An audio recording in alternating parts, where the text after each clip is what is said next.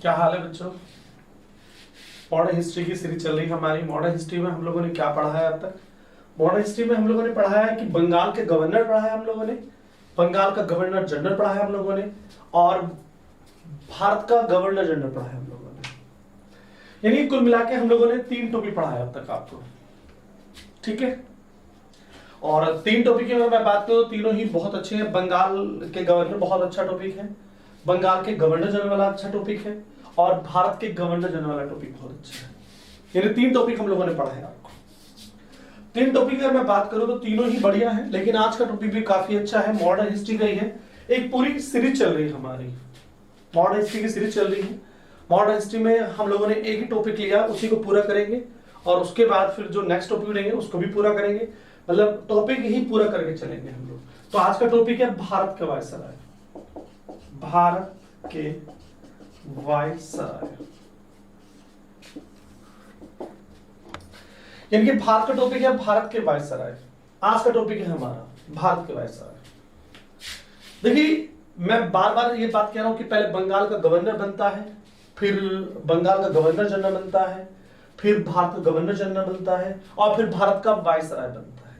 यानी कि एक ही व्यक्ति है, उसके केवल नाम चेंज किए जा रहे हैं, उसके पद के पोस्ट के नाम चेंज किए जा रहे हैं। यानी कि भारत का जो वायसराय वो कहां से बनता है? तो भारत के गवर्नर जनरल, जो भारत का गवर्नर जनरल होता है, उस पद का नाम चेंज किया गया है। इसका पोस्ट का नाम चेंज किया गया है, पोस्ट का नाम चेंज हुआ है, ठीक है। अब आप ये कहोगे कि किसने चेंज किया है? तो एक कानून आया था, बड़ा फेमस है, भारत परिषद अधिनियम। भारत परिषद अधिनियम।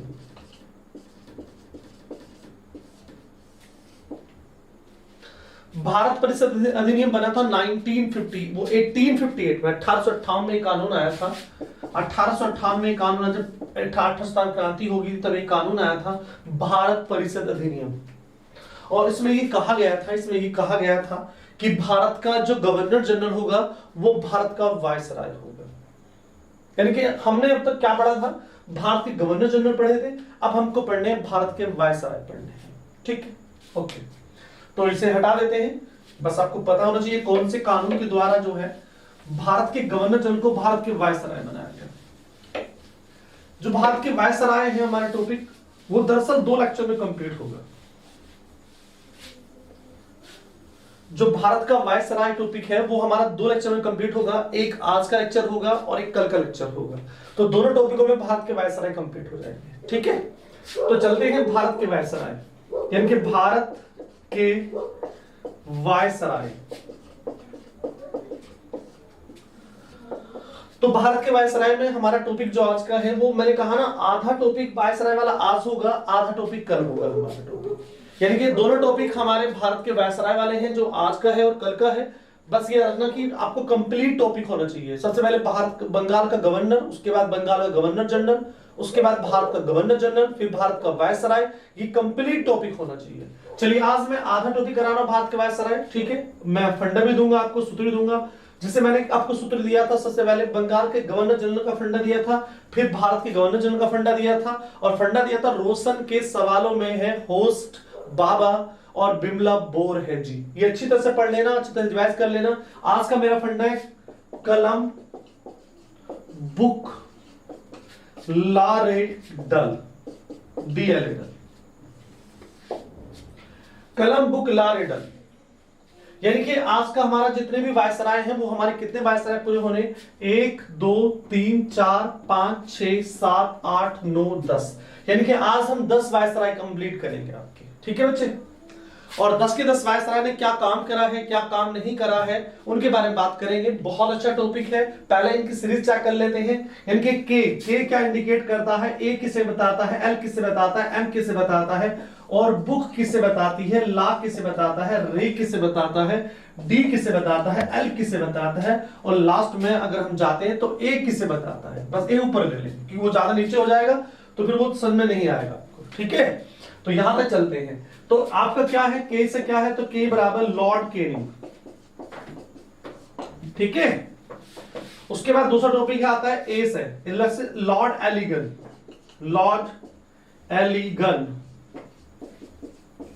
लॉर्ड एलिगन, एलिगन टॉपिक है, लॉर्ड एलिगन है। उसके बाद लैस है, लैस है हमारा। देखिए लैस से अगर मैं बात करूं तो कई सारे टॉपिक आते हैं हमारे यहां पे। लॉरेंस आएगा आपका, लॉर्ड लॉरेंस है, लॉर्ड लॉरेंस है आपका टॉपिक। उसके बाद मैं से लॉर्ड मेयो है आपका टॉपिक। लॉर्ड मेयो आप लगाओ, लॉर्ड मत लगाओ, कोई दिक्कत नहीं है। उसके बाद ये ब्रूक है, नॉर्थ ब्रूक। नॉर्थ ब्रूक का, बुक का मतलब है नॉर्थ ब्रूक, ला का मतलब है लीटन, लॉर्ड लीटन, रा का मतलब है लॉर्ड रीपन, और लास्ट में डी का मतलब है लॉर्ड डिफरिन,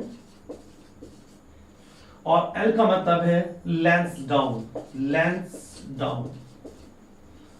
अब क्या बचा हमारा ए से बना Lord Elgin, Lord Elgin, Elgin, Lord Elgin second, ये फर्स्ट है। यानी कुल मिला के हमें आज क्या पढ़ना है, आज हमें पढ़ना है भारत के वायसराय। भारत के वायसराय का मैंने 10 के 10 वायसराय बताए हैं, अभी आगे हैं, अभी क्या होगा कि इसके बाद लॉर्ड कर्जन भी आएगा, उसके बाद में बहुत सारे आएंगे, लेकिन हमें आज के टॉपिक के अकॉर्डिंग चलना है। मैंने कहा वायसराय वाले जो टॉपिक है वो 2 भागों में होगा आपका वायसराय। आज का पहला जो भाग है वो पहला भाग में आज के आपके 10 वायसराय होंगे, और कल वाले भाग में जो होंगे वो भी लगभग जो है आपके 9-10 वायसराय हैं, वो भी कंप्लीट होंगे। तो मैंने सूत्र दिया छोटा सा, कलम बुक लारेडल, कलम बुक लारेडल। के बराबर लॉर्ड केनिंग है, ए बराबर लॉर्ड एलिगन फर्स्ट है, एल बराबर लॉर्ड लॉरेंस है, उसके बाद लॉर्ड मेयो है, उसके बाद लॉर्ड नॉर्थ ब्रूक है, उसके बाद लॉर्ड लीटन है, उसके बाद लॉर्ड रिपन है, उसके बाद लॉर्ड डिफरिन है, उसके बाद लॉर्ड लैंसडाउन है, और उसके बाद लॉर्ड एल्गिन, एल्गिन सेकंड है। यानी कि एल्गिन फर्स्ट भी है और एल्गिन सेकंड भी है। तो अब दिक्कत ये आती है इनके टाइम पीरियड कितना है, कब से कब तक रहते हैं ये, अब ये भी तो पता होना चाहिए ना। देखिए सिंपल सी बात है, जो लॉर्ड केनिंग है लगभग वो कितने साल रहता है, लगभग वो आपका 6 साल रहेगा। कितने साल रहेगा, 6 साल रहेगा। तो ये 6 साल रहेगा, ये 1 साल रहेगा, ठीक है। उसके बाद कौन आएगा, लॉरेंस है, उसके बाद ये 5 साल रहेगा, ये 3 साल रहेगा। देखिए नॉर्थ ब्रूक 4 साल रहता है, लीटन भी 4 साल रहता है, रिपन भी 4 साल रहता है, और लॉर्ड डिफरिन भी 4 साल। यानी कि 4 की सीरीज बड़ी अच्छी है, दोनों 4 की सीरीज एक साथ चलेंगी आपकी। उसके बाद ये लैंसडाउन कितना रहता है, तो लैंसडाउन उसका 6 साल में रहता है, और लास्ट में बचता है तो हमारा कौन बचता है, इनके लॉर्ड एल्गिन बचता है, ये 5 साल रहता है। आपको इतना तो ध्यान रखना पड़ेगा। आप कह लेंगे सब चीजें रटी रटाई मिल जाए, सब चीजें बहुत आसान मिल जाए, कि बस बनी बनाए मिल जाए, बस खा लूं, ऐसा बिल्कुल नहीं है। आपको तो कहीं न कहीं तो आपको प्रेशराइज होना पड़ेगा, कहीं न कहीं तो आपको जोर लगाना पड़ेगा, याद करना भी पड़ेगा। चलिए लॉर्ड केनिंग की बात करते हैं। लॉर्ड केनिंग कब से कब तक भारत के वायसराय रहे ये पता होना चाहिए। तो ये 1856 में बने थे, और 6 साल जोड़ दीजिए तो 1862। यानी कि लॉर्ड केनिंग 1862 तक ये भारत के वायसराय रहते हैं। लेकिन लॉर्ड केनिंग के लिए मैं बताना चाहूंगा, मैं पढ़ूंगा तो बता दूंगा कि लॉर्ड केनिंग भारत के लास्ट गवर्नर जनरल थे, और भारत के पहले वायसराय भी थे, ठीक है ना। क्योंकि एक कानून आया था, भारत परिषद अधिनियम। कौन सा था बेटा, भारत परिषद अधिनियम आया था, और इस कानून में कहा गया था कि भारत का जो गवर्नर जनरल होगा वो भारत का वायसराय बनेगा।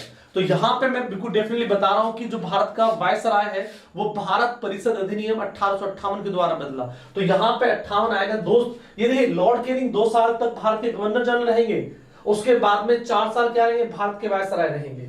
चलिए लॉर्ड एलिगन 1 साल रहेगा, तो 1862 प्लस 1 बराबर कितना बन गया भैया, 1863 तक ये रहेंगे, ठीक है।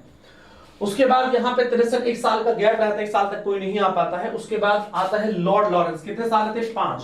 तो 1864 से सीरीज शुरू होती है, कितने शुरू होती है, 1864 से 5 साल रहेंगे, तो बताइए कितना हो जाएगा, तो 1869 तक ये भारत के वायसराय रहेंगे, ठीक है, देख लिया, ठीक है। अब 3 साल की बात है, अब कौन है लॉर्ड मेयो, 1869 से लेके और 3 साल तक रहेंगे, तो कितना हो गया, 1872 तक रहेंगे। 1872 के बाद फिर 4 साल है, तो 1872 प्लस 4 जोड़ दीजिए तो 1876। 1876 तक कौन होगा, यानी कि नॉर्थ ब्रूक होगा आपका। उसके बाद 1876 से प्लस फिर 4 जोड़ दीजिएगा तो कितना 1880 तक कौन रहेगा, यानी कि लीटर रहेगा। फिर 1880 से लेके फिर 4 जोड़ दीजिएगा तो कितना 1884 तक कौन रहेगा, रिपन रहेगा। और फिर 1884 से लेके 4 साल जोड़ दीजिएगा 1888 तक कौन रहेगा, यानी कि डिफरेंट रहेगा। उसके बाद 6 साल जोड़ दीजिए 1888 प्लस 6 जोड़ दीजिएगा तो कितना हो गया जरा बताइएगा, यानी कि यहाँ पे अगर 6 जोड़ देंगे तो 4 आएगा, यानी कि 1894 तक जो है ये आपका लेंस डाउन रहेगा। ये एल्गिन कितना है, 5 साल है, तो एल्गिन के 5 साल निकाल लीजिएगा। 1894 प्लस 5 बराबर कितना हो गया, तो 1899, ठीक है। तो 1899 तक हमारी सीरीज कंप्लीट है, यानी कि हमारी सीरीज 1856 से शुरू होती है और 1899 तक कंप्लीट होती है। आपको बेसिकली थोड़ा थोड़ा याद रखना है कि ईयर्स पूरे नहीं याद रखने की, पूरे ईयर से याद रखने, बस थोड़ा सा कि जो लॉर्ड केनिंग है वो 6 साल रहेगा, जो एल्गिन है वो 1 साल रहेगा, जो लॉर्ड मेयो है वो 3 साल रहेगा, ठीक है। लॉरेंस 5 साल रहेगा और बाकी नॉर्थ ब्रूक है, लीटर है, रिफर है, डिफरिन है, ये 4 साल रहेंगे। बस थोड़ा सा आपको आइडिया होना चाहिए, ज्यादा कुछ नहीं है कि बहुत ज्यादा याद रखना है, आपको बेसिकली आइडिया रहना चाहिए कि कौन सा क्या तक रहा था। यहां तक क्लियर हो गया, यहां तक का स्क्रीनशॉट ले लीजिए, कौन सा वायसराय कब तक रहा था, स्क्रीनशॉट ले लिया, फिर मैं आगे चलता हूं। ले लिया, गुड। चलिए बढ़िया है, पढ़ाई करते रहिए आराम से, जल्दी से मत रहिए। मैंने कहा था, कल भी कहा था, slow and study wins the race, कि आप चलेंगे धीरे धीरे तो रेस जीत जाएंगे। अगर आप एकदम चलेंगे, पूरी तेज चलेंगे तो आप गिर जाएंगे। आपको गिरना नहीं है, आपको बढ़ते जाना है, ठीक है। और बस एक काम कर दीजिएगा आप, मेरा बस जो मैं कह रहा हूं, मेरा एक ही काम करना है आपको ये वीडियो जो मैं बना रहा हूं ये शेयर करनी है सबको, ये शेयर बहुत ज्यादा करनी है। आपको अपने व्हाट्सएप ग्रुप पे भी शेयर करनी है, आपको अपने फेसबुक पे भी शेयर करनी है, इंस्टाग्राम पे भी शेयर करनी है। आप लगातार शेयर करते रहिए बस वीडियो, ठीक है ना। मैं नहीं कह रहा कि और कुछ करना है, बस आपको मेरी तरफ से बस इतना है कि जो गुरु ने कहा है, मनोज सर ने कहा है, वो शेयर करना है सभी बच्चों को। बस जहां भी आप अपने व्हाट्सएप ग्रुप चलाते हैं या फेसबुक ग्रुप चलाते हैं या इंस्टाग्राम चलाते हैं, बस मेरी वीडियो को उठा के आप शेयर कर दीजिए, बस मेरा इतना काम करना है, ठीक है। और मैंने कुछ नहीं मांगा, मैं फ्री में आपके लिए वीडियो डाल रहा हूं, इतना सब कुछ कर रहा हूं, बस आपको शेयर करना है, शेयर के अलावा कुछ नहीं करना है। मेरी बात समझ में आ गई, ठीक है। चलिए आज का टॉपिक मैंने कहा था आपसे कि भारत के वायसराय वाला टॉपिक है, तो आपका पहला टॉपिक है लॉर्ड केनिंग, ठीक है। लॉर्ड केनिंग मैंने बताया था 1856 से शुरू होता है, कितने साल रहता है मेरे भाई, ये कितने साल रहता है, 6 साल। तो कितना हो गया जरा बताना भाई, 1862 तक जो है भारत का वायसराय रहेगा। लॉर्ड केनिंग के लिए क्वेश्चन हमेशा याद रखना, जैसे पहले आप लोग लॉर्ड विलियम बैटिक के लिए याद रखते थे कि बंगाल का लास्ट गवर्नर जनरल, और भारत का पहला गवर्नर जनरल कौन था, तो लॉर्ड विलियम बैटिक। ऐसे ही यहाँ पे आपका क्वेश्चन बनेगा कि भारत का लास्ट गवर्नर जनरल कौन है और भारत का पहला वायसराय कौन है, तो लॉर्ड केनिंग। क्योंकि कानून आया था यहाँ बीच में, वो आया था 1858 में आया था, भारत परिषद अधिनियम 1858 में क्या एक कानून आया था, भारत परिषद अधिनियम। इसमें ये कहा गया था, क्या कहा गया था कि जो भारत का गवर्नर जनरल होगा वो भारत का वायसराय बनेगा। और बस यहां पे मान लीजिए जो कानून 1858 में आया तो 58, 56, 57, 2 साल, यानी कि लॉर्ड केनिंग 2 साल भारत का गवर्नर जनरल रहा और अगले 4 साल लॉर्ड केनिंग भारत का वायसराय रहा। ये भी आप ध्यान रखिएगा। चलिए अब क्वेश्चन आता है कि लॉर्ड केनिंग के समय में क्या घटनाएं घटी होंगी, वो पता करना हमको। तो लॉर्ड केनिंग के समय में सबसे बढ़िया घटना है जो उस समय की रही है, वो है 1857 का रिवोल्ट। 1857 का जो विद्रोह शुरू हुआ था वो किसके समय, आपसे पूछेगा क्वेश्चन, पूछेगा पेपर वाला, आपसे पूछेगा कि जब 1857 क्रांति हुई थी उस समय भारत का वायसराय गवर्नर जनरल कौन था, आपसे पूछेगा। क्योंकि 58 में चेंज हुआ है, भारत का गवर्नर जनरल कब चेंज हुआ है, 1858 में चेंज हुआ है, और क्रांति कब होगी, 1857 में हो गई। तो आपसे पूछेगा कि जब 1857 क्रांति भारत में हुई थी उस समय भारत का गवर्नर जनरल कौन था, तो आपको बताना कि लॉर्ड केनिंग था उस समय का, ठीक है। ये भी आप याद रखना, ठीक है। चलिए इससे पहले मैं एक घटना और बताना चाहूंगा, इसे नंबर 2 करना चाहूंगा, इसे नंबर 1 करना चाहूंगा। विधवा पुनर्विवाह अधिनियम, विधवा पुनर्विवाह अधिनियम 1856, यानी कि विधवाओं का दोबारा से विधवा, जो विधवा हो जाती है, जो उनके पति की डेथ हो जाती है, वे विधवा कहलाती है।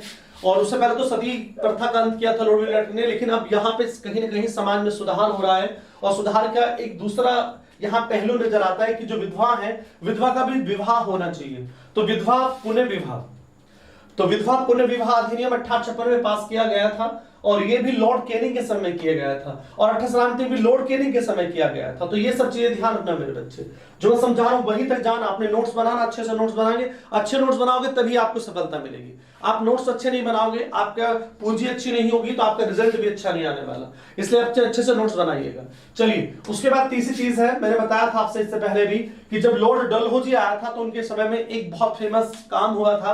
वो क्या था? चार्ल्स वुड डिस्पैच सिद्धांत, जिसे भारत का मैग्ना कार्टा भी कहा जाता है, भारतीय शिक्षा का मैग्ना कार्टा भी कहा जाता है, चार्ल्स वुड डिस्पैच सिद्धांत। और उसी सिद्धांत के तहत क्या हुआ कि भारत में पहली बार university, first university of India, first university of India, भारत की जो पहली यूनिवर्सिटी खुली थी वो कौन सी खुली थी? वो कलकत्ता में खुली थी। भारत की फर्स्ट यूनिवर्सिटी कलकत्ता में खुली थी। उसके बाद फिर कलकत्ता के बाद फिर बंबई में खोली गई, और बंबई के बाद बंबई में खोली गई, और बंबई के बाद फिर मद्रास में खोली गई। तो मेरे कहने का मतलब है कि भारत की पहली यूनिवर्सिटीज जो थी वो कौन से कानून के द्वारा आई थी? तो आप याद रखना कौन सा कानून था। वो कानून था, यानी कि आपने पहले पढ़ा, जो लॉर्ड डलहौजी के समय में आया था, उसका नाम था चार्ल्स वुड डिस्पैच सिद्धांत। कौन सा बच्चे? चार्ल्स वुड डिस्पैच सिद्धांत। उसी कानून के तहत भारत की फर्स्ट यूनिवर्सिटी कलकत्ता खोली गई थी, और यह 1857 में कलकत्ता यूनिवर्सिटी खोली गई थी। उसके बाद फिर बंबई में खोली गई, उसके बाद मद्रास में खोली गई थी। तो कोई ज्यादा चीजें नहीं है कि बहुत ज्यादा आप बहुत बड़ी चीज पढ़ रहे हैं, बहुत नॉर्मल सी चीजें हैं, आराम से पढ़ते रहिए, कोई दिक्कत नहीं है। ठीक है, मैं थोड़ा सा वाटर ले लेता हूं, मुझे थोड़ा सा वाटर की जरूरत है। बहुत बढ़िया, चलिए, तो बढ़िया चल रहा है टॉपिक आपका, बहुत शानदार टॉपिक चल रहा है। बस तैयारी करते रहिए, बढ़िया तैयारी करते रहिए। कोई आपसे पूछेगा कि विधवा पुनर्विवाह अधिनियम कब शुरू हुआ? तो 1956 में शुरू हुआ। 1857 रिवोल्ट के समय भारत का वायसराय कौन था? तो वो गवर्नर जनरल कौन था? तो लॉर्ड कैनिंग था। और भारत की फर्स्ट यूनिवर्सिटी कलकत्ता खोली गई थी, कलकत्ता में, जिसे आज कोलकाता कहा जाता है। वो कब खोली गई थी? 1857 में खोली गई थी। उस समय भारत का गवर्नर जनरल कौन था? तो लॉर्ड कैनिंग था। ये भी तो यहां तक हमारा क्लियर हो गया। चलिए आगे चलते हैं। उसके बाद चौथा पॉइंट यह आता है कि भारत में आईपीसी, इंडियन पैनल कोड की शुरुआत कब की गई? तो 1861 में की गई थी। और 1861 में किसने की थी? तो लॉर्ड कैनिंग ने की थी भारत में आईपीसी, इंडियन पैनल कोड, जिसे हम कहते हैं भारतीय दंड संहिता भी कहा जाता है। ये भारत में किस गवर्नर वायसराय के समय में आया था? तो बता देना कि लॉर्ड कैनिंग के समय आया था। और plus 3 high court, 3 high courts भी ओपन हुए थे। कौन कौन से थे सब जानते हैं। कलकत्ता में ओपन किया गया था, उसके बाद कलकत्ता है, उसके बाद बंबई है, और उसके बाद हमारा मद्रास। यानी कि 3 क्या है हमारे पास? हाई कोर्ट्स, यानी कि 3 high courts also open in the timing of the Lord Canning in 1861 में शुरुआत कर दी थी इनकी, लेकिन सही तरह से ओपन जो हुआ था 1862 माना जाता है। तो ये दोनों चीजें रखना कि भारत में आईपीसी की स्टार्टिंग और भारत में 3 हाई कोर्ट्स किसके समय में खोले गए थे? तो राइट आंसर है लॉर्ड कैनिंग के समय में खोले गए थे। तो कितनी घटनाएं हो गई भैया? 4 घटना हो गई है। विधवा पुनर्विवाह अधिनियम का पास किया गया लॉर्ड कैनिंग के समय में। 78 क्रांति कब शुरू हुई? तो लॉर्ड कैनिंग के समय की थी। First university of India Calcutta is open, वो लॉर्ड कैनिंग के समय किया था। आईपीसी और हमारी जो 3 हाई कोर्ट कब खोले गए थे? वो 1861 में इनकी शुरुआत हो गई थी। तो ये भी आप याद रखना, बहुत बढ़िया क्वेश्चन है। ठीक है, 4 टॉपिक बहुत बढ़िया होगी आपके लॉर्ड कैनिंग के। याद रखना, अच्छे से नोट्स बनाना, अच्छी मेमोरी रखना, तभी पेपर तक जा पाएंगे। और 5 टॉपिक में क्या था? 5 टॉपिक है, यानी कि काउंसिल, क्या? यानी काउंसिल ऑफ गवर्नर जनरल, यानी जो गवर्नर जनरल काउंसिल थी वो, उसमें पहले कितने आदमी थे? उसमें 4 व्यक्ति थे जो सलाह देते थे कि भाई का ये इस तरह से आपको रूल्स रेगुलेशन लगाना चाहिए, इस तरह होना चाहिए। तो यहां पे council of governor general, council of governor general, council of governor general में कितने सदस्य थे? 4। तो 4 सदस्यों से संख्या बढ़ाकर 5 कर दी गई, 5 सदस्य कर दिए गए। तो ये भी है कि 4 सदस्य संख्या बढ़ा के 5 कर दी। तो लॉर्ड कैनिंग से इससे ज्यादा नहीं आता है। विधवा पुनर्विवाह अधिनियम बहुत आता है, किसके समय में? तो लॉर्ड कैनिंग के समय में, 1800 क्रांति के समय में हुई थी। फर्स्ट यूनिवर्सिटी ऑफ इंडिया जो खोली गई थी चार्ल्स वुड डिस्पैच सिद्धांत के आधार पर खोली गई थी, वो कलकत्ता में थी। आईपीसी और भारत में 3 हाई कोर्ट्स ओपन किए गए थे। और काउंसिल ऑफ गवर्नर जनरल में, काउंसिल ऑफ जो गवर्नर जनरल है उसमें कितने सदस्य थे? 4 सदस्य थे, जो बाद में हमारे सदस्य 5 कर दिए गए थे। तो यहां तक कोई दिक्कत नहीं है, हटा देते हैं, कोई प्रॉब्लम नहीं है। तो जल्दी से स्क्रीनशॉट ले लीजिए, उसके बाद हम आगे चलेंगे। ले लिया? गुड, चलिए बहुत बढ़िया। अच्छे से नोट्स बनाना, मैं बार बार क्या नोट्स बनाना और मेरी वीडियो को शेयर करना। जितना भी शेयर करेंगे बहुत बढ़िया आपके लिए भी अच्छा रहेगा। अगर आप शेयर नहीं करेंगे तो मैं जल्दी ही वीडियो बनाना बंद कर दूंगा आपका, ये भी ध्यान रखना। और ये मैं आपको समझा रहा हूं, प्यार से बता रहा हूं बेटा, ठीक है? आराम से पढ़िए, बढ़िया करके पढ़िए, एक टॉपिक को अच्छे से रिवाइज करके पढ़िए, ठीक है ना? जल्दी नहीं कि आप सारे टॉपिक साथ तरीके पढ़ेंगे, भाई सारा ले लीजिए आप, एकदम एकदम पूरा कर लेंगे हम लोग, नहीं। एकदम छोटे बच्चे की तरह देखा आप लोगों ने कभी? एक छोटे बच्चे की जब किताबें आती हैं तो वो first class, second class, third year, fourth, fifth class में होता है, तो जितनी सी किताबें आती हैं उस दिन वो पूरी रात सोता नहीं है। क्या करता है? उस पूरी किताबों को पलटता रहता, लगता है कि आज ये पूरी किताब पढ़ डालेगा, पूरा कोर्स आज ही कर बैठेगा ये।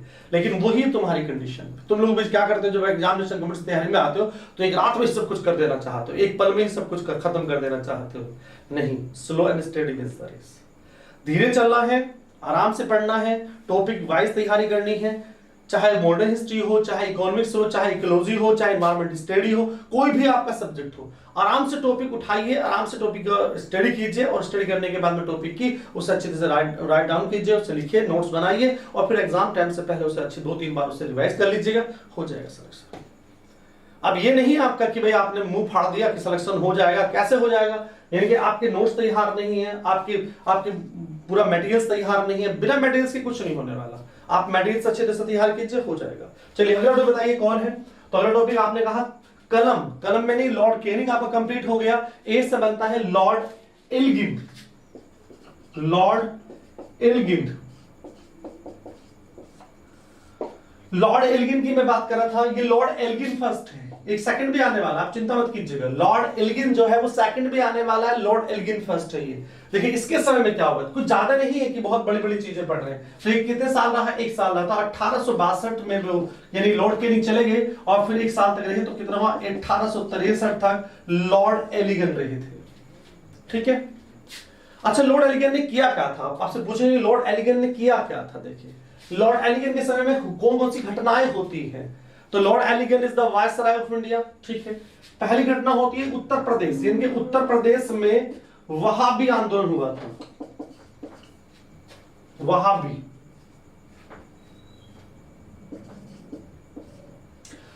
तो वहाबियों का दमन किया था इन्होंने।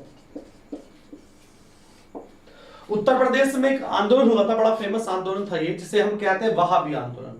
तो कहा जाता है कि वहाबियों का इन्होंने क्या किया था? इन्होंने दमन किया था। तो आपसे पूछा जाएगा कि वहाबियों के दमन जो उत्तर प्रदेश में वहाबियों द्वारा जो विद्रोह शुरू किया गया था, जो उन्होंने स्टार्ट किया था अंग्रेज खिलाफ, साम्राज्य खिलाफ जो उन्होंने आंदोलन शुरू किया था, उसका दमन किस भारत के वायसराय द्वारा किया गया था? तो लॉर्ड एल्गिन द्वारा किया गया था। और दूसरी चीज, इनकी जो डेथ होती है वो धर्मशाला में होती है। आज तो धर्मशाला कहां पड़ता है? आज तो धर्मशाला पड़ता है हिमाचल प्रदेश में, लेकिन उस वक्त कहां था? उस समय हिमाचल प्रदेश में नहीं था, उस समय पंजाब में था। तो पंजाब, देखिए पैन थोड़ा सा स्लो चल रहा है, मैं पैन बदल लेता हूं, ठीक है ना? ठीक है भैया, तो पैन में बदल लिया है मैंने, कोई दिक्कत नहीं है। पैन थोड़ा सा हल्का चल रहा था इसलिए मैंने उसको चेंज भी कर लिया है। तो धर्मशाला में, यानी कि जो मैं बता रहा था आपसे कि इसकी डेथ कहां हुई थी? लॉर्ड एल्गिन की जो डेथ हुई थी वो धर्मशाला में हुई थी। और धर्मशाला कहां पड़ता है? तो हिमाचल प्रदेश में पड़ता है आज तो, लेकिन उस समय पंजाब के क्षेत्र में था, इसलिए पंजाब के लिए माना जाता है। तो ये हमारे दोनों टॉपिक एल्गिन से एल्गिन फर्स्ट से रिलेटेड है, तो यहीं से डालोगे, इससे ज्यादा नहीं पूछेगा आपसे। तो यहां तक का क्लियर हो गया आपका पॉइंट? क्लियर हो गया तो मैं ठीक है आगे चलता हूं, यहां तक हमें कोई दिक्कत नहीं है, ठीक है ना? तो ठीक है, तो यहां तक हमारा क्लियर हो गया। चलिए आगे चलते हैं। और अब क्या है टॉपिक हमारा, नेक्स्ट बताइएगा। तो नेक्स्ट टॉपिक हमारे पास है लॉर्ड एल्गिन हमारे पास है। और चलो देखते हैं नेक्स्ट टॉपिक कौन सा आएगा। लॉर्ड कैनिंग है, एल्गिन है, उसके बाद आएगा चलिए छोड़ दीजिएगा टॉपिक को यहीं पे। आपने अगर स्क्रीन शॉट ले लिया तो मैं ठीक है मिटा रहा हूं जिसको यहीं पे। ठीक है, ओके ओके। चलिए अब चलते हैं, देख लीजिए एक बार मैं कैमरे को देख लेता हूं सही तरीके से। और हाँ तो ठीक है, चलिए बहुत बढ़िया, ठीक हो गया। थोड़ी सी कैमरे में थोड़ी सी ऊपर नीचे हो गया था, थोड़ा सा कैमरा हिल गया था हमारा, उसकी वजह से थोड़ी दिक्कत हो गई थी। चलिए कोई बात नहीं, दोबारा सब कुछ सेट हो गया। तो हमने कहा था कलम, कलम में क्या था, लॉर्ड केनिंग था, ए से एलिगन था, उसके बाद लै से लॉरेंस यानी कि लॉर्ड लॉरेंस।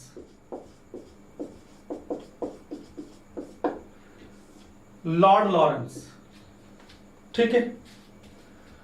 तो लॉर्ड लॉरेंस की मैं बात कर रहा था आपसे। तो लॉर्ड लॉरेंस कब से कब तक रहा था, मैंने कहा 1864 से शुरुआत होती है इनकी, और कितने साल रहते हैं, 5 साल रहते हैं। तो 1864 प्लस 5 कितना हो गया, इनके 1869 तक है लॉरेंस, ठीक है। चलिए बहुत बढ़िया। तो लॉरेंस की बताते हैं, लॉरेंस ने क्या किया था, ज्यादा कुछ नहीं इनसे रिलेटेड ऐसा कहा जाता है, लेकिन फिर भी हमें सारे टॉपिक अच्छे से पढ़ने हैं, कोई खास नहीं है, सभी खास है हमारे लिए, क्योंकि एग्जाम का ये नहीं होता कि कौन से वनडे एग्जाम में कौन सा क्वेश्चन आता है। देखिए आपने बहुत सारे बच्चों ने देखा होगा, यूपी पुलिस का पेपर देखा होगा, दिल्ली पुलिस का पेपर भी देखा होगा, बीच में क्वेश्चन इस टाइप से आ रहे हैं, आपको अंदाजा भी नहीं होगा, आपको रील में पता भी नहीं होगा कि कितने अजीब क्वेश्चंस आते हैं। आपने देखा पुलिस में भी सेम यही क्वेश्चन है और पीसीएस में बिल्कुल सेम क्वेश्चन है। बस पीसीएस में इतना होता है कि डायलॉग के क्वेश्चन आ जाते हैं, डायलॉग से क्वेश्चन निकाले जाते हैं ज्यादा मोस्टली, बाकी तो कोई क्वेश्चंस इतने नहीं होते हैं। तो लॉर्ड एलिगेंस के लिए कहा जाता है कि 2 ही कार्य हैं जो पूछे जाते हैं। मैंने कहा ना 2 कार्य आते हैं, ज्यादा कार्य नहीं होते हैं। चलिए तो फर्स्ट लॉर्ड लॉरेंस की बात कर रहे थे आपसे। तो कहा जाता है कि इनके समय में भारत और भूटान के बीच युद्ध हुआ था,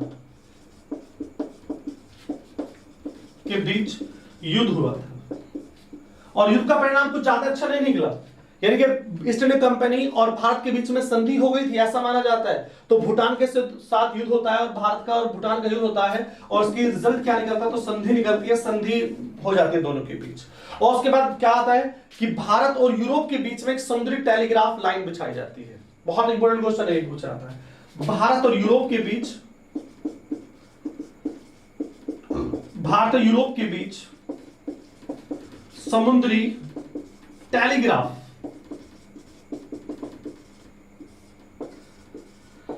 लाइन की शुरुआत हो जाती है।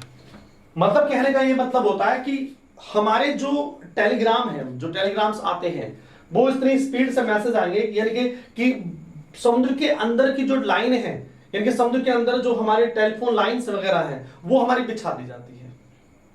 मतलब अब हमें क्या होता है कि जैसे पुराने जमाने में देखा होगा कि टेलीग्राम आया है, टेलीग्राम मतलब ये होता है कि आपकी स्पीड, जैसे आजकल, पहले आपने देखा होगा आजकल क्या होता है, जब टेलीफोन्स के माध्यम से स्टार्ट होती है कहानी, तो एक मशीन होती है जिसके अंदर से मतलब मैसेज जो है काफी तेजी के साथ आते और चले जाते हैं। तो इस तरह से पुराने समय में समुद्री टेलीग्राफ लाइन थी जिसके माध्यम से मैसेज आते थे और जाते थे। तो यही है, भारत और यूरोप के बीच में समुद्री टेलीग्राफ लाइन शुरू कर दी गई थी। ये किसके समय थी, लॉर्ड लॉरेंस के समय में हुई थी, और यहीं पे भारतीय वन विभाग की भी स्थापना कर दी थी, ऐसा माना जाता है लॉरेंस के समय में ही। तो यहां तक हमारा पॉइंट क्लियर हो गया। लॉरेंस से ज्यादा क्वेश्चन नहीं आते, आपको बेसिकली समझना है कि भारतीय वन विभाग की स्थापना कर दी गई थी, ठीक है, बेसिक क्वेश्चंस होता है। उसके बाद भारत और भूटान के बीच में जो है कहीं ना युद्ध शुरू हो गया था, उसका रिजल्ट संधि निकाला गया था, और लास्ट में भारत और यूरोप के बीच में समुद्री टेलीग्राफ लाइन शुरू की थी, यानी कि यहाँ पे बहुत तेजी के साथ जो मैसेज है वो इंडिया का यूरोप में जा सकता था, यूरोप का मैसेज इंडिया में बहुत तेजी से आ सकता था, ठीक है।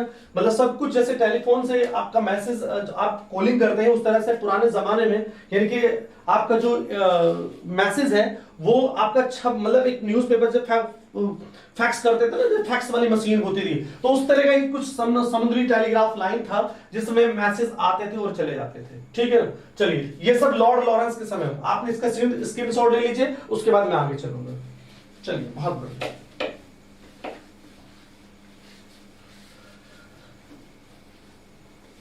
बस ये होता है कि देखिए काफी बड़ा टॉपिक है, आराम से इसको पढ़ना है, क्योंकि ये यहां से क्वेश्चन आते हैं।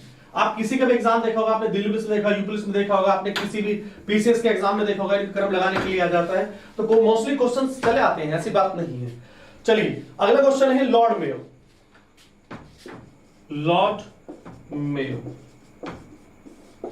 ठीक है, चलिए,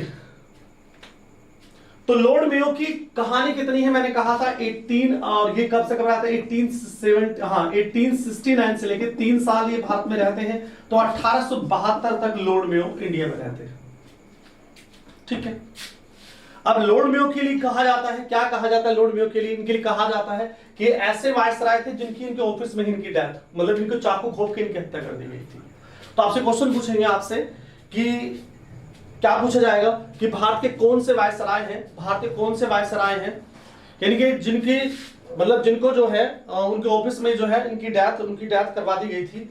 तो क्वेश्चन ये आता है कि चाकू घोंप के इनकी हत्या करवा दी थी। ठीक है ना, तो ये पूछा जाता है क्वेश्चन, मोस्टली यही पूछा जाता है कि जो भारत के वायसराय है लॉर्ड मेयो, तो उनकी हत्या कैसे हुई थी। तो उनकी हत्या जो कर दी गई थी, ऐसा माना जाता है कि उनकी हत्या में जो है उनके ऑफिस में ही उनके कुछ लोग थे जिनकी मिली भगत से उनको चाकू से घोंप के मार दिया गया था। तो ये भी क्वेश्चन पूछा जाता है कि लॉर्ड मेयो को इनकी जो डेथ हुई थी, इनकी जो हत्या हुई थी, मृत्यु हुई थी, मर्डर हुआ था इनका, वो इनके ऑफिस में ही इनकी हत्या कर दी गई थी, इनके ऑफिस में ही इनकी चाकू घोंप कर हत्या कर दी गई थी लॉर्ड मेयो की। ठीक है, तो चलिए कोई बात नहीं है, आराम से देखते रहिए, बड़े करके चलते रहिएगा। तो यहां तक हमारा पॉइंट क्लियर हो गया, बढ़िया। चलिए, अब लॉर्ड मेयो के लिए हम बहुत 2-3 बातें और कर लेते हैं। लॉर्ड मेयो के समय के लिए कहा जाता है कि पहली जो जनगणना थी, जो पहली जनगणना थी 1872 में पहली जनगणना की गई थी, ये नॉर्मल जनगणना थी। कहते हैं कि 1881 में जो नियमित रूप से जो रेगुलर जनगणना हुई थी, जो रेगुलर हर 10 साल के बाद हो करेगी, वो लॉर्ड रिपन ने करवाई थी। ठीक है, लेकिन स्टार्टिंग किसकी है, तो लॉर्ड मेयो की स्टार्टिंग मानी जाती है। लॉर्ड मेयो ने, कहा जाता है कि लॉर्ड मेयो ने भारत में पहली बार जो थी वो जनगणना स्टार्ट करवाई थी। ये क्वेश्चन बहुत पूछा जाता है और बेसिकली क्वेश्चन है, तो ज्यादा बड़ा क्वेश्चन नहीं है। और अपने नाम से उन्होंने लॉर्ड मेयो यानी कि मेयो कॉलेज, जो मेयो कॉलेज था, अपने नाम से उन्होंने कॉलेज भी ओपन करवाया था अजमेर में। ठीक है, तो 2 क्वेश्चन हमारे पास हो गए। पहला क्वेश्चन हो गया कि जनगणना इन्होंने कहां से कराई, तो पहली बार इन्होंने जनगणना स्टार्ट करवाई भारत में पहली बार 1872 में। और रेगुलर नियमित रूप से जनगणना कब स्टार्ट हुई, तो सब जानते हैं, वो लॉर्ड रिपन ने करवाई थी 1881 में। और मेयो कॉलेज जो था वो पहली बार स्टार्ट कब किया गया था, तो वो अजमेर में किया था, लॉर्ड मेयो के समय में किया गया था। और वित्तीय जो विकेंद्रीकरण है, वित्तीय विकेंद्रीकरण मतलब है कि जो पैसे का जो बंटवारा है वो सही विभागों में सही तरह से किया जाएगा, हर छोटे छोटे विभाग को भी पूरा पैसा दिया जाएगा, इसकी बात की गई थी। तो पहला जनगणना वाला टॉपिक है, दूसरा मेयो कॉलेज खोला, तीसरा वित्तीय विकेंद्रीकरण किया गया। वित्तीय विकेंद्रीकरण का मतलब है कि जो पैसा है वो छोटे छोटे विभाग को भी बांटा जाएगा।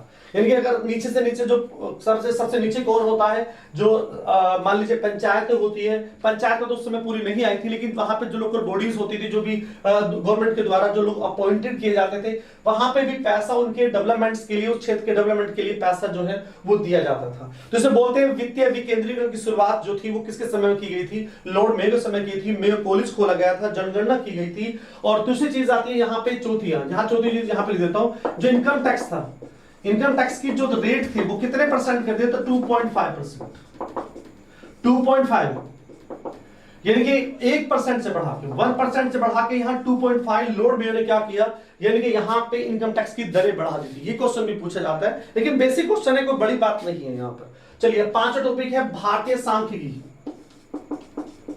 भारतीय सांख्यिकी, भारतीय सांख्यिकी विभाग की स्थापना की गई थी। ठीक है, तो कुल मिला के 4 टॉपिक हुए, 5 टॉपिक हो गए जो लॉर्ड मेयो से रिलेटेड है। पहला क्या है, लॉर्ड मेयो से रिलेटेड, इनकी डेथ इनकी ऑफिस में कर दी गई, चाकू घोंप कर इनकी हत्या कर दी गई थी। उसके बाद में जनगणना स्टार्ट करवाई, लॉर्ड मेयो कॉलेज अजमेर में खोला, वित्तीय विकेंद्रीकरण स्टार्ट किया गया, इनकम टैक्स की दरें 1% से 2.5% कर दी गई, और भारतीय सांख्यिकी सर्वेक्षण, भारतीय सांख्यिकी सर्वेक्षण विभाग की स्थापना कर दी। तो लॉर्ड मेयो हमारा यहाँ पे कंप्लीट हो जाता है। ठीक है भैया, चलिए आराम से ध्यान रखिएगा। तो यहां तक हमारा पॉइंट क्लियर हो गया। तो कोई दिक्कत हो तो बताइए जरा, यहां तक कोई दिक्कत हो नहीं है, चलिए ठीक है, अच्छे से देख लीजिएगा। आपके पास क्या हो गया, कलम हो गया, कलम का मतलब है लॉर्ड केनिंग हो गया, एल्गिन हो गया, उसके बाद लॉरेंस हो गया और रसेल लॉर्ड मेयो हो गया। यानी कि हमारे पास चार वायसराय हमारे पास कंप्लीट होगी। जो हमें 4 वायसराय हम लोगों ने पढ़े हैं, ये बहुत अच्छी तरह से कंप्लीट होगी। यहां तक कोई डाउट हो, किसी कुछ भी हो, कोई क्वेश्चन भी पूछना तो पूछ लीजिए प्लीज। ठीक है, हटा देते हैं यहां तक इसको। ठीक है, बढ़िया। आप स्क्रीनशॉट लीजिए जल्दी से, फिर इसको मैं हटा देता हूं यहां से। ठीक है,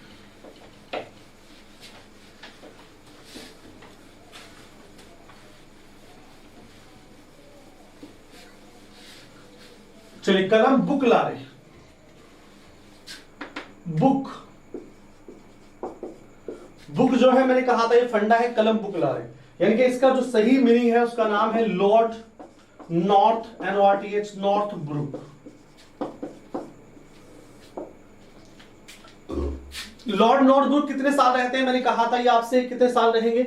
नॉर्थ ब्रुक जो है वो लगभग, मैंने कहा था पहले जो है आपका लॉर्ड केनिंग है वो 6 साल रहेगा। उसके बाद नेक्स्ट नंबर पे कितने 1 साल रहेगा। उसके बाद कितने साल रहेगा, 5 साल रहेगा। उसके बाद 2 साल रहेगा। उसके बाद में 4 साल रहेंगे। नॉर्थ ब्रुक भी 4 साल रहेगा।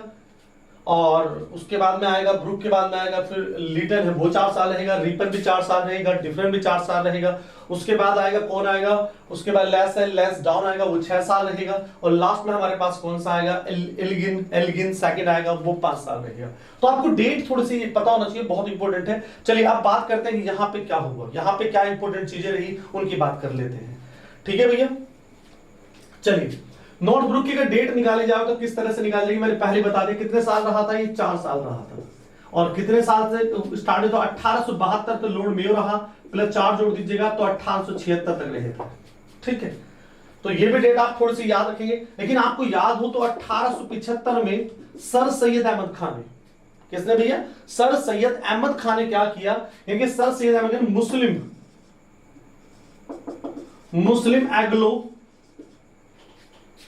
मुस्लिम एग्लो ओरिएंटल कॉलेज, यानी कि मुस्लिम एग्लो ओरिएंटल कॉलेज कहां खोला था, सब जानते हैं, अलीगढ़ में खोला गया था। सर सैयद अहमद खान ने खोला था, यह 1875 में खोला था। तो नॉर्थ ब्रुक के समय की कहानी क्या है, तो क्वेश्चन ये आएगा। देखिए बाद में कहा जाता है कि मुस्लिम एग्लो ओरिएंटल कॉलेज का नाम चेंज किया गया और बाद में 1920 में 1920 में इसका नाम AMU यानी कि अलीगढ़ मुस्लिम यूनिवर्सिटी कर दिया गया था। तो ये बेसिक क्वेश्चन है, कोई बड़ी, मैं बार बार जी चिल्ला रहा हूं, बार बार कह रहा हूं आपसे कि कोई बड़े क्वेश्चंस नहीं है, बहुत छोटे क्वेश्चन है। अगर आप एक बार इसके नोट्स बना लेंगे, अच्छी तरह से पढ़ लेंगे 2-3 बार, तो आराम से पेपर में हो जाएगा कवर। उसके बाद दूसरी चीज आती है नॉर्थ ब्रुक के लिए। पहला है कि यहाँ पे AMU की स्थापना की गई। AMU का पुराना नाम था मुस्लिम एग्लो ओरिएंटल कॉलेज अलीगढ़, और ये सर सैयद अहमद खान ने खोला था। उसके बाद दूसरा आता है कूका आंदोलन। जो पंजाब में कूका आंदोलन हुआ था वो भी 1875 में हुआ था, ये भी याद रखेंगे। ठीक है ना, पंजाब का कूका आंदोलन किस समय होता है, यहीं पे हुआ था कूका आंदोलन भी। और भारत के और किसके बीच में, यानी कि भारत और यूरोप के बीच में स्वेज नहर ओपन कर दी गई थी। ओपन का मतलब होता है कि शुरुआत कर दी गई। अब डायरेक्टली यानी कि आपको अफ्रीका से घूम के, साउथ अफ्रीका वाले रास्ते से घूम के, यानी वहां से नहीं जाना। लगभग 7500 जो नॉटिकल मील है उसकी दूरी कम कर दी गई थी। और लगभग आपको पूरे भूमध्य सागर से जो रास्ता निकलता है, कहां के लिए, लाल सागर से, तो लाल सागर भूमध्य सागर को जोड़ने वाली स्वेज नहर, वहां से मध्य, ये मान लीजिए कि भूमध्य सागर के बीच में आपको यहां से आपका रास्ता निकाल दिया स्वेज नहर का, और यूरोप की और अफ्रीका के बीच में जो भूमध्य सागर है वहां से स्वेज नहर निकाली गई थी। तो भारत के और यूरोप आने जाने के लिए जो दूरियां थी वो काफी कम हो गई थी। और कहा जाता है ईस्ट इंडिया कंपनी के लिए वरदान माना जाता है, किसे, स्वेज नहर को माना जाता है। तो ये भी आपको याद रखना है, बहुत इंपॉर्टेंट है। चलिए 1875 में, सब 1875 घटना है। मुस्लिम एग्लो ओरिएंटल कॉलेज की स्थापना अलीगढ़ में की गई, कूका आंदोलन हुआ था, स्वेज नहर ओपन कर दिया गया था। और नेक्स्ट नंबर है, हाँ, और नेक्स्ट नंबर आपका कौन सा है, तो चौथे नंबर पे आता है, यानी कि कहां के, Prince of Wales. Prince of Wales यानी कि वेल्स के जो राजकुमार थे उनका नाम था Edward seventh, George Edward seventh सप्तम। वो भारत विजिट करने आए थे, वो भारत विजिट घूमने आए थे, इंडिया विजिट करने आए थे। तो ये 4 टॉपिक जो है वो नॉर्थ ब्रुक से रिलेटेड है। ठीक है, आराम से देखिएगा, कोई जल्दी नहीं है, आराम से पढ़िएगा, बढ़िया है, फर्स्ट क्लास है। जल्दी से एक बार स्क्रीनशॉट ले लीजिए इसका भी, फिर हम आगे चलते हैं। ठीक है, चलिए, ले लिया आपने, गुड।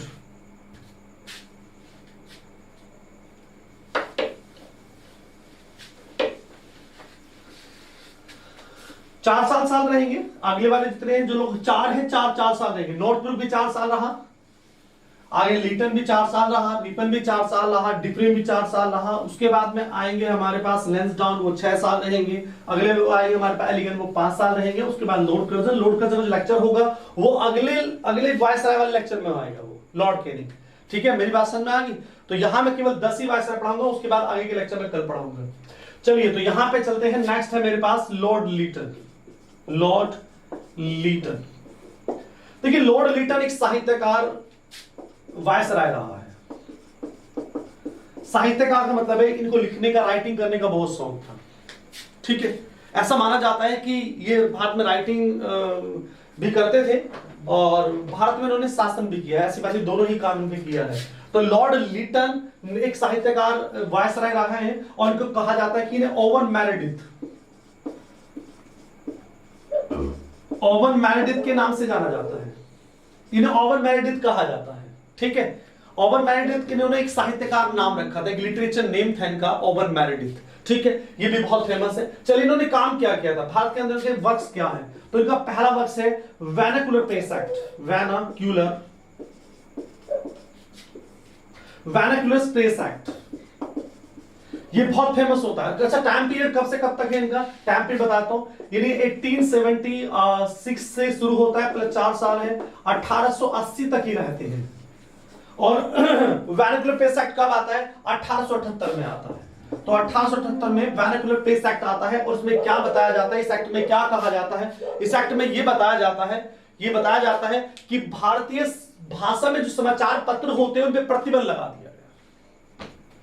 यानी कि जो भी भारतीय भाषाओं में न्यूज़पेपर निकलेगा उसमें प्रतिबंध लगा दिया गया है। अब मतलब यह है कि भारतीय भाषाओं में न्यूज़पेपर नहीं आएगा, अब केवल विदेशी भाषा में जो विदेशी भाषाएं होंगी उन्हीं में ही न्यूज़पेपर छप के आ जाएगा। That is called the vernacular press act. बहुत फेमस है, बहुत पूछे जाते हैं, बहुत ज्यादा खास है। और लेकिन यहां पे कहा जाता है कि सीसर कुमार घोष थे, उन्होंने अपना पत्र था अमृत बाजार, उसका भी उन्होंने क्या किया, उनकी लैंग्वेज बदल दी थी, वो बंगाली भाषा में से उन्होंने इंग्लिश, क्योंकि भारतीय भाषाओं पे प्रतिबंध लगा दिया गया था कि भारतीय भाषाओं में कोई भी न्यूज़पेपर जो है वो नहीं आएगा। इसलिए यहां पे वर्नाक्युलर पेस एक्ट के तहत कहा जाता है कि सीसर कुमार घोष ने अपना पत्र था अमृत बाजार उसकी बंगाली लैंग्वेज से बदल के उसकी लैंग्वेज जो थी वो इंग्लिश भाषा कर दी। तो वर्नाक्युलर पेस एक्ट बहुत खास है, बहुत पूछा जाता है इसके बारे में। ठीक है, नेक्स्ट नंबर में चलते हैं, बहुत ही बढ़िया नंबर है। चलिए, उसके बाद दूसरे नंबर पे ICS, Indian civil services. Indian civil services में कहा कि जहां पे जो कैंडिडेट की एज होती है वो 21 से घटाकर कितनी कर दी थी? 21 घटाकर 19 वर्ष कर दी थी। और उनका कहने का मतलब क्या था, क्यों था कि यहां पे लिटन ने ऐसा चाहते थे कि कोई भी भारतीय जो कैंडिडेट होते हैं वो आईसीएस परीक्षा में सिलेक्ट न हो पाए, इसलिए एज कम करने का जो मकसद था वो यही था कि भारतीयों को कम से कम आईसीएस परीक्षा तक रोका जाए, उन्हें आईसीएस परीक्षा में उत्तीर्ण ना होने दिए, उन्हें फॉर्म भरने की जो योग्यता है वो भी निकाल दी जाए। तो कहेंगे आईसीएस परीक्षा में 21 से घटा के एज 19 वर्ष कर दी गई थी। और तीसरी चीज है यहाँ पे किसके समय में यानी कि लॉर्ड लिटन समय में अकाल भी पड़ा था। अकाल दक्षिण भारत में आया था। दक्षिण भारत में क्या है, तो यहाँ पे मद्रास है आपका, उसके बाद मद्रास बंबई है आपका, उसके बाद में मैसूर आपका, हैदराबाद। तो दक्षिण भारत में अकाल पड़ा था लॉर्ड लिटन के समय। लॉर्ड लिटन के जो क्वेश्चन पूछे जाते हैं, मोस्टली एक क्वेश्चन सबसे ज्यादा पूछा जाता है और वो क्वेश्चन है वर्नाक्युलर पेस एक्ट किसके समय में जारी किया गया था? तो लॉर्ड लिटन के समय किया था। इसे ओवन मैरिडिथ कहा जाता है। आईसीएस परीक्षा में 21 से घटा के 19 कर दी, ये भी नहीं पूछा जाता। और अकाल बड़ा अच्छा होता है, ये भी नहीं पूछा। सबसे इंपॉर्टेंट है वर्नाक्युलर पेस एक्ट, सबसे ज्यादा आता है, सबसे ज्यादा पूछा जाता है। तो दोस्त हटा दें यहां से। चलिए, बहुत बढ़िया। चलिए इसे स्क्रीनशॉट ले लीजिए, फिर मैं आगे चलता हूं। ले लिया? ठीक है।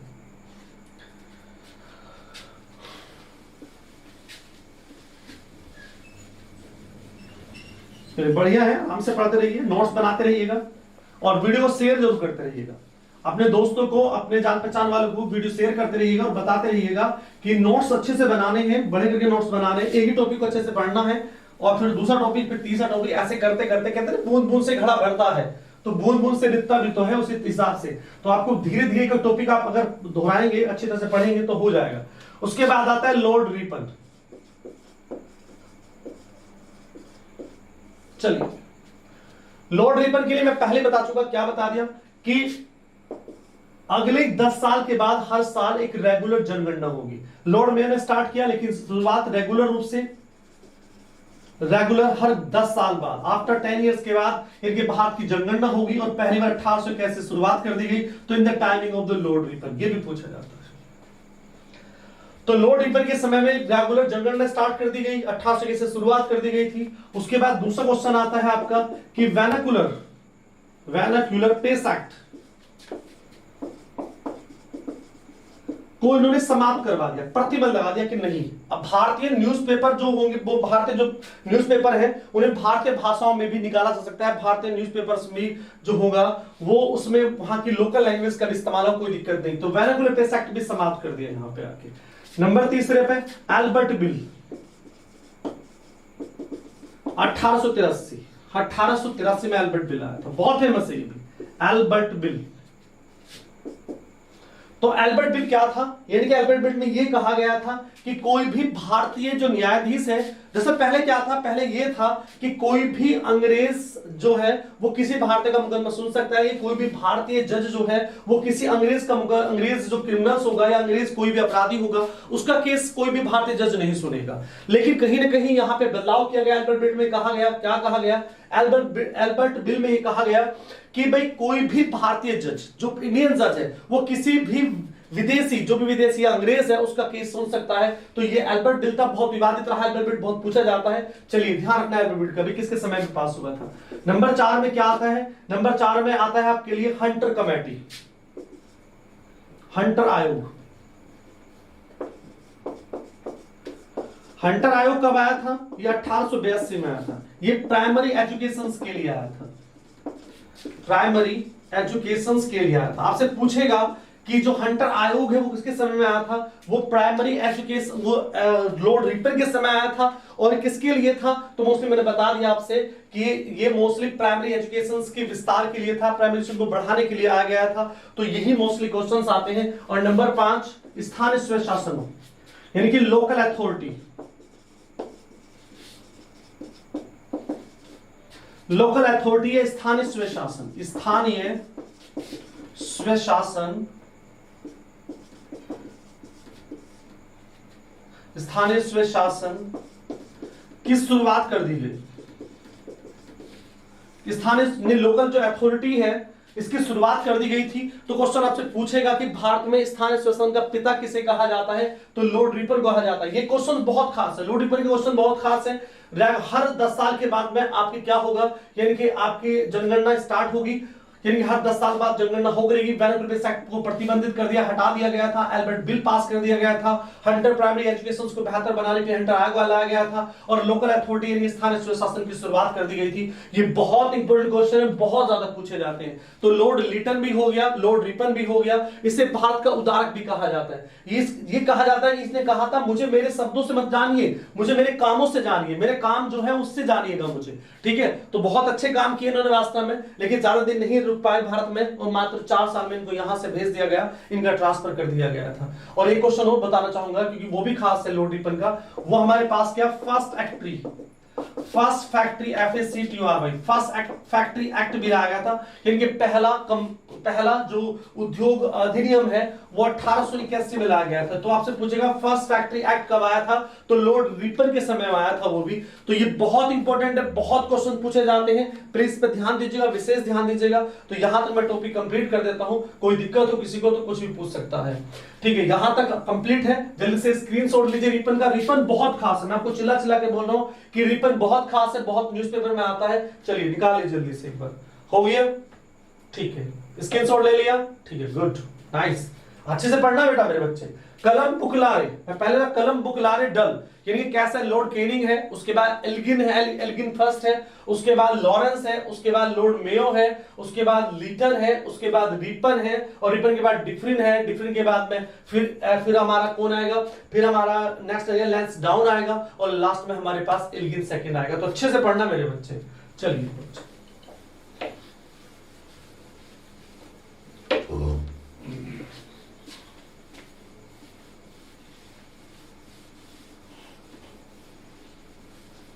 चलिए अच्छे से बढ़िए से पढ़िए, आप बढ़िए करके पढ़िएगा आराम से। बस मेरी वीडियो को शेयर जरूर कर दें आप, ठीक है ना। आप भी फायदा उठाइए, दूसरों को भी उठाने दीजिएगा। तो ये भी कोशिश कीजिएगा जो आप जानते हैं, जिनसे आप जान पहचान अपने ग्रुप वगैरह में सब में शेयर कीजिए। बस मेरा कहना है कि आप वीडियो शेयर जरूर करें, बस मेरी बात समझ में आ गई, वीडियो शेयर करके चलना है आपको बढ़े करके। चलिए बच्चों आगे चलते हैं, अगला टॉपिक है मेरे पास लोड डिफरेंट। लोड डिफरेंट भी 4 साल रहेंगे, लोड डिफरेंट भी कितने रहेंगे, 4 साल रहेंगे, यानी कि 1884 से लेके 4 साल रहेंगे, तो कितना आ गया 18,188, यानी कि 188 तक लोड डिफरेंट आपके साथ रहेंगे।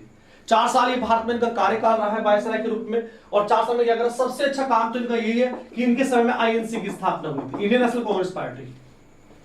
28 दिसंबर 1885 को, यानी किसकी स्थापना, इंडियन नेशनल कांग्रेस की स्थापना बंबई में की गई थी।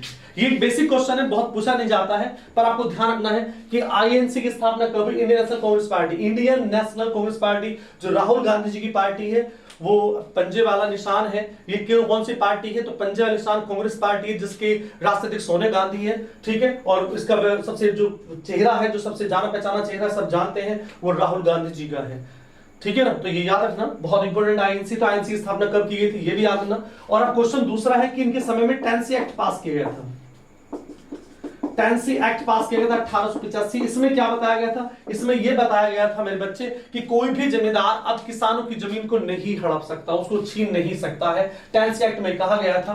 और तीसरी चीज, इनकी जो मिसेस थी लेडी डिफरेंट थी, उन्होंने कहा जाता है लेडी डिफरेंट फंड बनाया था स्त्रियों की रक्षा करने के लिए, फीमेल्स को बेहतर जिंदगी देने के लिए, उनको सामाजिक आधार दिलाने के लिए, यानी कि लॉर्ड लेडी डिफरेंट फंड बनाया गया था। वो इतना इंपॉर्टेंट नहीं, बस 2 ही चैप्टर यहाँ इंपॉर्टेंट है, 2 ही पॉइंट इंपॉर्टेंट है, तो यहां तक हमारा क्लियर हो गया।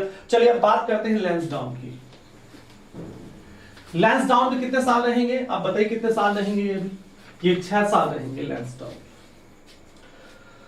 तो जोड़ के बताइएगा लैंसडाउन के लिए कितना, तो लॉर्ड लैंसडाउन कितना था, 1888 प्लस 6 जोड़ दीजिए तो कितना आ गया, जरा बताना भाई, यानी कि 1894 तक आ गया, 1894 में तक आ गया। अब क्वेश्चन ये आता है कि इनके समय में क्या किया गया था, कुछ ज्यादा नहीं है, 2-3 क्वेश्चन हैं जो ज्यादा पूछे जाते हैं। मैं फिर से बेसिकली बता देता हूं कौन कौन से क्वेश्चन हैं। पहला क्वेश्चन ये है कि इनके समय में सेकंड फैक्ट्री एक्ट आया था, ये 1891 में फैक्ट्री एक्ट आया था। पहला कब आया था, लॉर्ड रिपन के समय आया था, और दूसरा कब आया था, इनके 1891 में 10 साल बाद आया था। और उसमें क्या कहा गया था कि फीमेल्स हैं, फीमेल्स को 11 घंटे से ज्यादा, 11 घंटों से ज्यादा आप किसी भी फैक्ट्रीज में या किसी भी जो फैक्ट्रीज होती है, किसी भी फैक्ट्री होती है, किसी भी कहीं पे काम करती है महिलाएं, उन्हें 11 घंटे से ज्यादा काम नहीं करवा सकते, ये भी आया था, ठीक है ना। ध्यान रखना कि सेकंड फैक्ट्री एक्ट कब आया था, 1891 में आया था, और लॉर्ड लैंसडाउन के समय में आया था। उसके बाद दूसरी चीज आती है, इनके समय में ड्यूरेंट रेखा खींची गई थी, जो 1893 में खींची गई थी। किसके बीच में है, आज पाकिस्तान और अफगानिस्तान के बीच में ड्यूरेंट रेखा है। और क्वेश्चन आता है कि भारत के और अफगानिस्तान के बीच में भी ड्यूरेंट रेखा है, जो पूछा जाता है, ठीक है। तो ये भी याद रखना कि ड्यूरेंट रेखा किसके समय खींची गई थी, तो लॉर्ड लैंसडाउन की। और तीसरी चीज आती है जो संडे का हॉलीडे है, संडे की जो छुट्टी है, संडे का जो हॉलीडे कहते हैं कि हॉलीडे छुट्टी रहेगी संडे में, वो भी किसकी देन है, तो वो भी लॉर्ड लैंसडाउन की देन है। तो कुल मिलाकर इन्होंने 3 चीजें की है, तो वो भी तीनों ध्यान रखना मेरे बच्चे। चलिए से एक बार यहां तक रिवाइज कर लीजिएगा अच्छे तरह से, स्क्रीनशॉट ले लीजिएगा, ठीक है, ले लिया, बहुत बढ़िया। आगे चलते हैं, अगला लास्ट टॉपिक है, लास्ट वायसराय है। अभी वायसराय का टॉपिक एक और आना है, एक टॉपिक और आएगा वायसराय का। मैंने 10 वायसराय पढ़ा दिया आपको, उसके बाद कल का लेक्चर भी और वायसराय से रिलेटेड होगा, ठीक है। लॉर्ड केनिंग से स्टार्ट करेंगे, आप लास्ट करते हैं Lord Elgin second. Lord Elgin second कब से कब तक है, ये कब से कब तक रहे थे, ये 1894 से रहे थे, और प्लस 5 साल जोड़ दीजिए तो 1899 तक, 1899 तक कौन रहे, तो 1899 तक हमारे लॉर्ड एलिगिन सेकंड है। लॉर्ड एलिगिन सेकंड ने कहा था कि भारत को तलवार के बल पे जीता गया है और तलवार के बल पे ही शासन किया जाएगा। ये डायलॉग भी लॉर्ड एलिगिन का है। लेकिन सबसे खतरनाक चीज ये है कि कहीं ना कहीं कहते हैं कि 1895 से लेके 1898 तक, 1895 से 1898 तक, यानी कि उत्तर प्रदेश, बिहार, मध्य प्रदेश, यानी कि बंगाल इन क्षेत्रों में भयानक अकाल पड़ा था, अकाल पड़ा। यानी कि लॉर्ड एलिगन ने क्या कहा था, हमने भारत को तलवार के बल पे जीता है और तलवार के बल पे शासन करके रखेंगे हम इसका।